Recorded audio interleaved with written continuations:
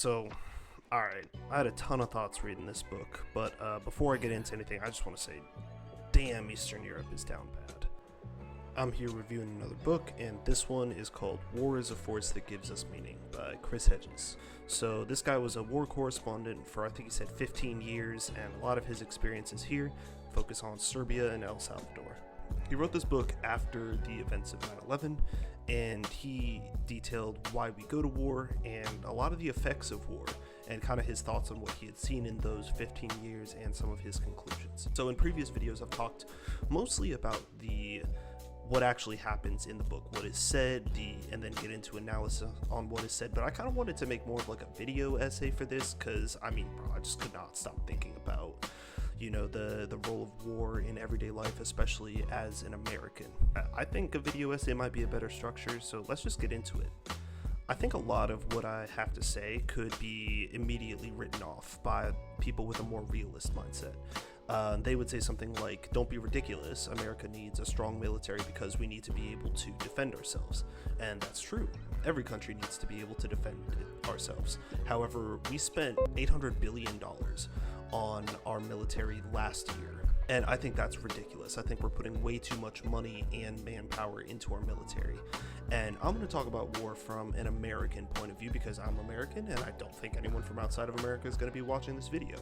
So I only see a couple scenarios in which America needs to go to war in 2025, and since I've been thinking about them, I just want to talk about each of those scenarios in detail. So first, this would be when a country with a small or poorly equipped military attacks America. And in this case, bro, it would be a layup. We would crush them economically or just use our technological advancements to not expend a single life in defeating them. And bro, if we're on their territory, we have the military in different countries, and that presence is without their consent.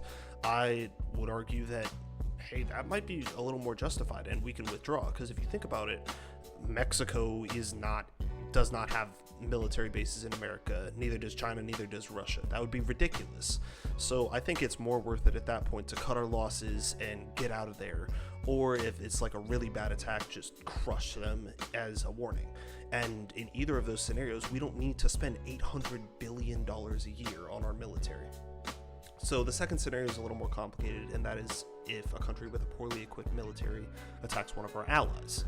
Same scenario as above, but this time we should analyze whether the country being attacked needs or deserves our support, especially if they're doing something unethical. Maybe they don't deserve our support, and in this case, we don't need to be spending $800 billion on this contingency.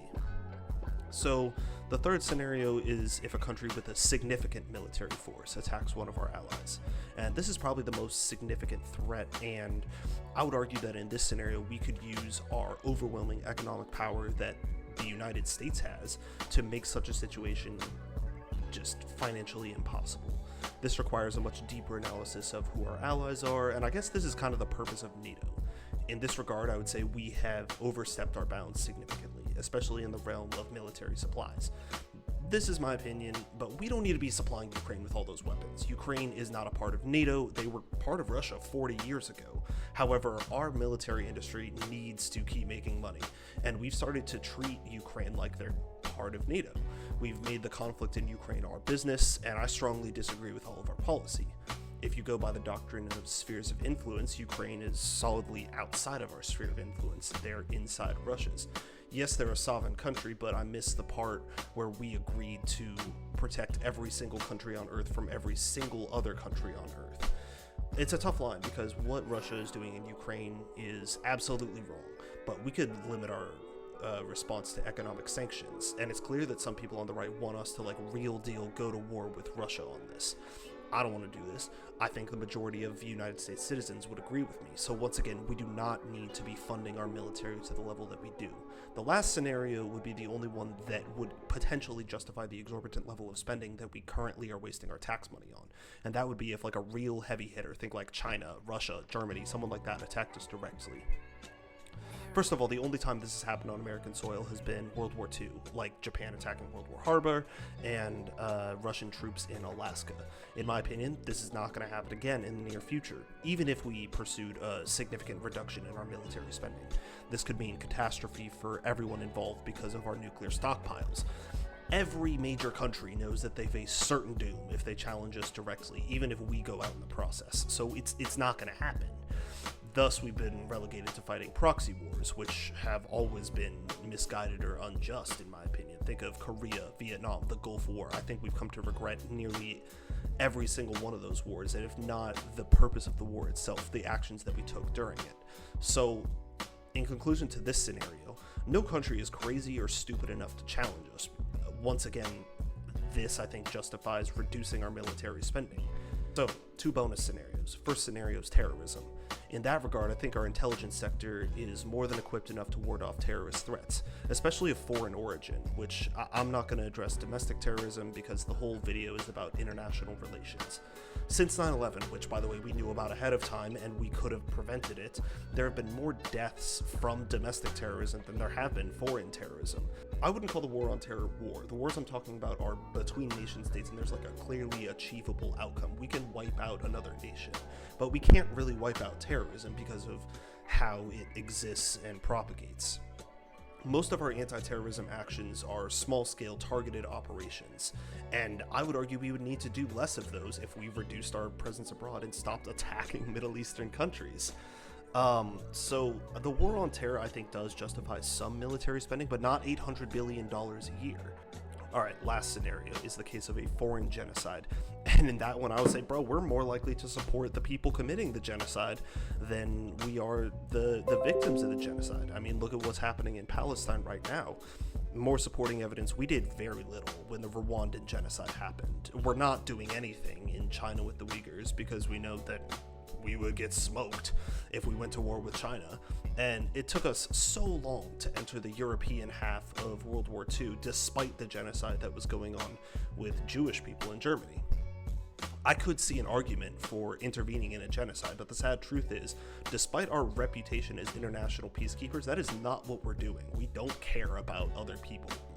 So if we're going to maintain this policy of non-aggression in the face of genocide, which is crazy, we can reduce our military spending. And if we were to actually intervene in the case of a genocide, we would have to do so with international support through systems like the United Nations, which when we finally did intervene in Rwanda is what happened. Alright bro, I'm done yapping about these hypothetical scenarios. Let's talk about the book. To start, I think that one thing Hedges really wants to drive home is that the media representation of war is not compatible with the reality on the ground. People have been saying this for years and years, but I think even now that the average media diet of the American citizen has gone from traditional media to more online media, this still holds true. I mean, I don't have to scroll very far in my algorithm to see like badass alpha male content where there's like epic music and like a Delta Ops guy talking about what he did.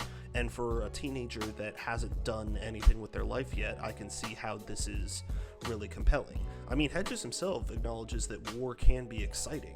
It's somewhat of a drug. I mean, how can you go from participating in war where there's like life or death stakes and everything is incredibly important to going back to your job in the US as an accountant? But that's not actually what happens. When you play a video game or you watch a war movie or you hear this like glowing description of war online, you don't feel the emotions of your friends dying.